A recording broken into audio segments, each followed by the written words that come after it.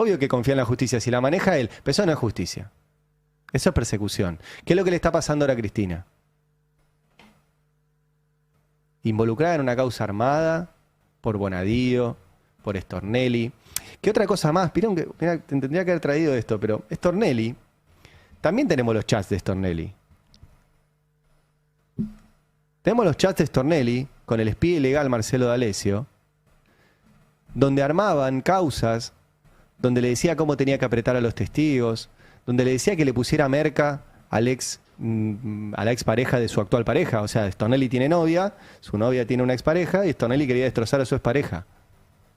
Y le decía a este que le ponga merca en la valija. Ese tipo armó esta causa. La causa Cuaderno. Toda trucha.